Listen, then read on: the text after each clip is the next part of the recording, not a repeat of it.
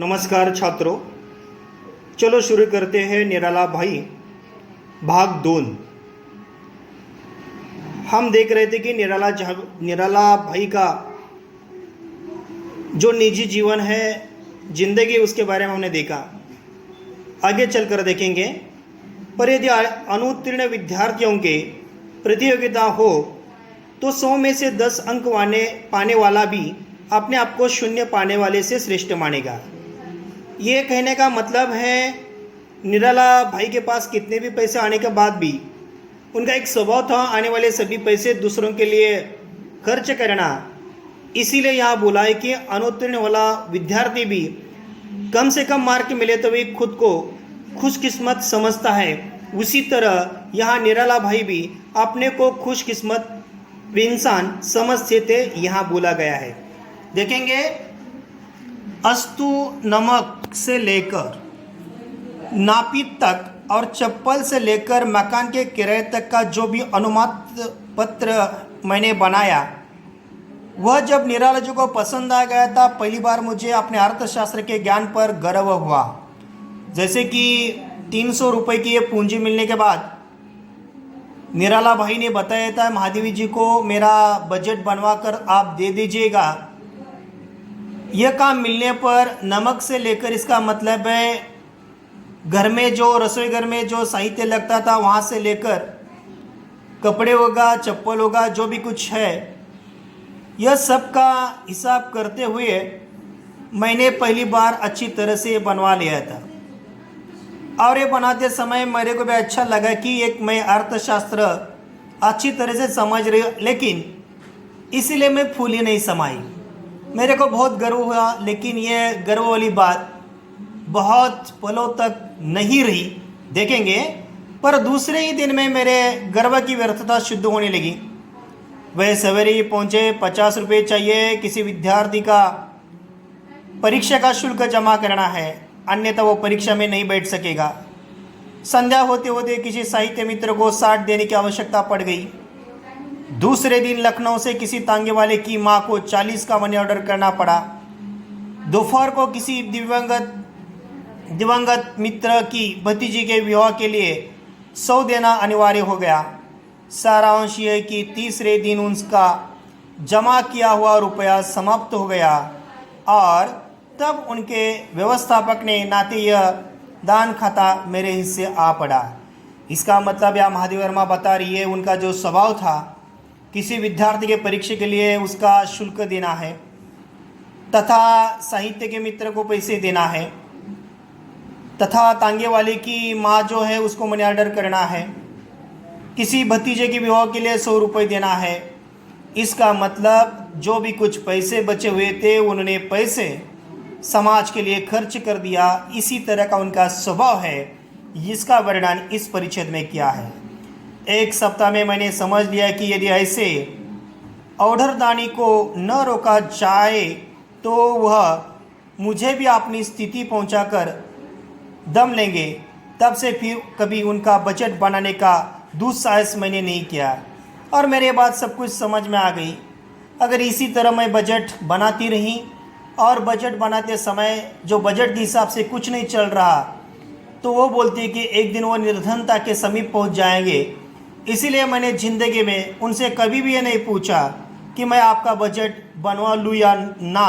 इसी तरह का दुस्साहस यानी कि साहस की बात मैंने कभी भी नहीं उनके साथ की। महादेव वर्मा हमसे बात कर रही है। बड़े प्रयत्न के बनवाई रजाई, कोट जैसे नित्य व्यवहार की वस्तुएं भी जब दूसरे के दिन किसी अन्य का कष्ट दूर करने के लिए अंतर्धान हो गई, तब अर्थ के संबंध में क्या कहा जावे, जो साधन मात्र है। वह संध्या भी मेरी स्मृति में विशेष महत्व रखती है। जब श्रद्धेय मैथिली शरण गुप्त जी निराला जी का आतिथ्य ग्रहण करने गए। देखिए, यहाँ 2 हिंदी के बहुत बड़े हस्तियाँ हैं, मैथिली शरण जी गुप्त तथा सूर्यकांत त्रिपाठी निराला। अभी देखिए, यहाँ तो उनकी परिस्थिति ऐसी है, अपना कंबल ओढ़ने तक की सभी साहित्य दूसरों को देने का यह स्वभाव। ऐसा होते हुए भी सूर्यकांत त्रिपाठी निराला एक दिन मैथिली शरण जी गुप्त निराला जी का आतिथ्य ग्रहण करने के लिए गए। देखिए, बगल में गुप्त जी के बिछोने का बंडल दबाए, दिया सलासी के क्षण प्रकाश के क्षीण अंधकार में तंग सीढ़ियों का मार्ग दिखाते हुए निराला जी हमें उस कक्ष में ले गए जो उनकी कठोर साहित्य साधना का मुख्य साक्षी था। देखिए, यहाँ जो है ये क्षण प्रकाश का है, इसका मतलब है दिया जल रहा था और उसी कम प्रकाश के माध्यम से हम अंदर चले गए। तब उनके कठोर साहित्य साधना का मुख्य साक्षी, यानी कि साहित्य के लिए जो उनकी साधना थी, जो तपश्चर्या थी, उनका जो लिखान था, ये सब देखकर मैं भी बहुत यहाँ आश्चर्य में पड़ गई। ऐसा यह कह रही है। आले पर कपड़े की आधी जली बत्ती से भरा पर तेल से खाली मिट्टी का दिया मानो अपने नाम की सार्थकता के लिए जल उठने का प्रयास कर रहा था। और एक बार ये जो दिया है मिट्टी का है और जिसमें मानो तेल नहीं है। एक बार निर्धनता का परिचय यहाँ किया गया। ये निर्धन पैसे से हो गए लेकिन दिल से बहुत अमीर थे, अपने साहित्य से बहुत ही रईस थे। यह कहने का मतलब यहाँ दिया गया है। वह आलोरहित मुख, सुविधा शून्य घर, गृहस्वामी के विशाल आकार और उससे भी विशाल आत्मीयता से भरा हुआ, अपने संबंध में बेसुध निराला जी अपने अतिथि को सुविधा के लिए सतर्क प्रहरी है। देखिए, मैंने जैसे अभी कहा, हमारे घर में कोई भी चीज़ कम हो जाए तो चलेगा, पैसों से घरों से हम अमीर नहीं तो चलेगा, लेकिन हमारा जो दिल है वो बड़ा होना चाहिए। हमारे दिल की जो अमीर है होना चाहिए। और यह रईस, यह जो अमीर जो है, यहाँ सच में सूर्यकांत त्रिपाठी निराला जी है। यहाँ कहा गया है, अतिथि की सुविधा का विचार कर वे नया घड़ा खरीदकर गंगा जल ले आए और धोती चादर जो कुछ घर में मिल सका सब तख्त पर बिछाने उन्हें प्रतिष्ठित किया। इसका मतलब है अतिथि देवो भव। इसी तरह हम कितने निर्धन क्यों ना हो, लेकिन हमारे घर में आए हुए जो अतिथि है, जो मेहमान है, उनका अच्छी तरह से मान सम्मान करना, उनका आदर करना उन्होंने किया है। इसका वर्णन यहाँ किया है। देखेंगे अगला परिचित हमको क्या बताता है। जैसे कि देखेंगे, तारों की छाया में उन दोनों मर्यादावादी और विद्रोही महाकवियों ने क्या क्या कहा सुना, यह मुझे ज्ञात नहीं है। पर सवेरे मैथिली शरण गुप्त जी को ट्रेन में बैठाकर वे मुझे अपने सुख शयन का समाचार देना न भूले। जैसे कि उनका जो आतिथ्य हो गया, उन दोनों ने आपस में बातें कर ली। यहाँ महादेव वर्मा कहती है कि ये दो बड़े हस्तियों में क्या बातचीत चल रही थी, ये मेरे स्मृति में नहीं है, ये मेरे को याद नहीं है। लेकिन गुप्त जी को बाद में उन्होंने स्टेशन पर चले गए। मैथिली शरण जी गुप्त को अपने ट्रेन में बिठाकर वो वापस आ गए और किसी तरह आतिथ्य किया। इसका भी समाचार सूर्यकांत त्रिपाठी निराला जी ने महादेव वर्मा को दे दिया था। ऐसे अवसर की कमी नहीं जब वे अकस्मात पहुंचकर कहने लगे, मेरे इक्के पर कुछ लकड़ियाँ और थोड़ा घी आदि रखवा दो, अतिथि आए हैं, घर में सामान नहीं है।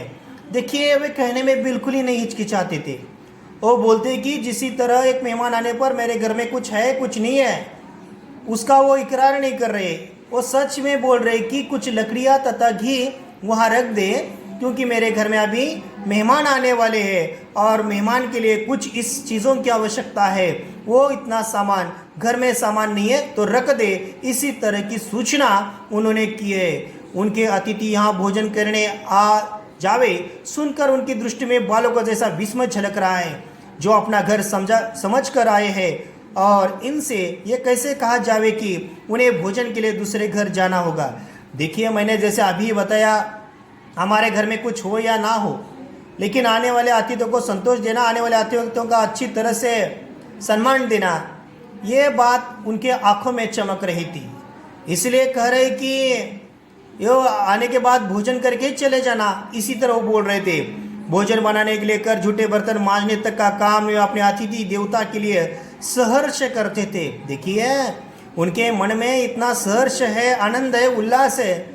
उनके मन में ऐसा कभी नहीं आया कि मैं उनके लिए खाना बनवा लूँ। उनके लिए खाना बनाने के बाद जो खाने के बाद जो झूठे बर्तन होते हैं वो बर्तन मांजने का काम भी क्यों करो। इसी तरह उनके मन में कभी भी नहीं आया था। बर्तन मांजने तक का काम वे अपनी अतिथि देवता के लिए सहर्ष करते थे। अतिथि के दृष्टि से निराला जी वे पुरातन संस्कार है जो इस देश के ग्रामीण किसान में मिलता है। एक संस्कारित होने के नाते हमारी जो संस्कृति है क्या कहती है, उस संस्कृति को और जो हमारा जो संस्कार है उसको ये सूर्यकांत त्रिपाठी निराला कभी भी नहीं भूले। वो अपना काम अच्छी तरह से कर रहे थे। हर श्रम को प्रतिष्ठा होती है, कोई काम कम महत्व का, कोई काम ज़्यादा महत्व का नहीं होता। यह संस्कारित यह हमको मिलता है। उनकी व्यथा की सघनता जानने का मुझे एक अवसर मिला है। जिसी तरह सूर्यकांत त्रिपाठी निराला और मैथिली शरण जी गुप्त, इनके बीच में जो वार्तालाप हुआ, उनके बीच में जो अद्रातिथ्य हुआ, उसी तरह का अवसर और एक बार या महादेव वर्मा को जो मिला था वो थी सुमित्रा नंदन पंत। देखिए, उनकी व्यथा की सघनता जानने का मुझे एक अवसर मिला है। श्री सुमित्रा नंदन पंत दिल्ली के टाइफाइड ज्वर से पीड़ित थे। इसी बीच घटित को साधारण अघटित को समाचार मानने वाले किसी समाचार पत्र ने उनके स्वर्गवास की झूठी खबर छाप डाली। देखिए, दूसरों के प्रति दूसरों का दुख अपना दुख समझने वाले ये निराला भाई थे।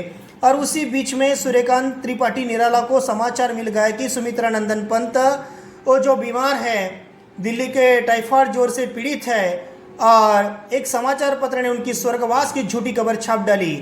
निराला जी कुछ ऐसे अकिस्मत के साथ आ पहुंचे थे कि मैं उनसे ये समाचार छिपाने का भी अवकाश न पा सकी। और ये समाचार जब मैं पढ़ रही थी और पढ़ते समय ही उनका अचानक आना हुआ, और आने के बाद उन्होंने देखा कि ये बुरी खबर है, मेरे जो दोस्त है सुमित्रा नंदन पंत ये परलोक सिधार है, इस दुनिया में नहीं रहे। ये जो सदमा उनके मन पर या दिल पर पहुंच गया था उसे वह सह नहीं सके। समाचार सत्य ने मुझे विश्वास नहीं था, पर निराला जी तो ऐसे अवसर पर तर्क की इच्छा खो बैठते थे। लड़खड़ा कर सोफे पर बैठ गए। यह सदमा वो सह नहीं सके। लड़खड़ा कर वो अपने सोफे पर बैठ गए और उनको दिल पर बहुत ही गहरी चोट या सदमा पहुंच गया था। और लड़खड़ा कर सोफे पर बैठ गए और किसी अव्यक्त वेदना की तरंग के स्पर्श को मानो पाषाण में परावर्तित होने लगे। उनकी झुकी पलकों से घुटनों पर छूने वाली आंसू की बूंदें बीच में ऐसे चमक जाती मानो प्रतिमा से झड़े जुई के फूल हो। इसका मतलब है वो सदमा सहन नहीं कर सके, रो रहे थे और उनकी बूंदें जो है आंखों से उनके आंसू जो वो टपक रहे थे, लेकिन मानो वो सफ़ेद फूल के जैसे दिख रहे थे। ऐसा कहा है। स्वयं अस्थिर होने पर भी मुझे निराला जी को सांत्वना देने के लिए स्थिर होना पड़ा। ठीक है, मुझको भी ऐसा लग रहा था कि सच में ये सुमित्रा नंदन पंत अभी इस दुनिया में नहीं रहे। ये मेरे को भी लग रहा था। पहले से मैं अस्थिर थी और अस्थिर होने के बाद भी मैं उनको स्थिर कैसे करूं, उनका सांत्वन कैसे करूं।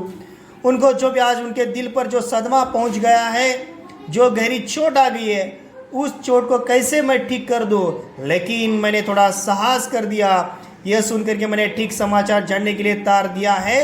वो व्यवस्थित प्रतीक्षा की मुद्रा में तब तक बैठे रहे जब तक रात में मेरा फटक बंद होने का समय न आ गया। इसका मतलब है वो पूरी तरह से उसमें डूब गए।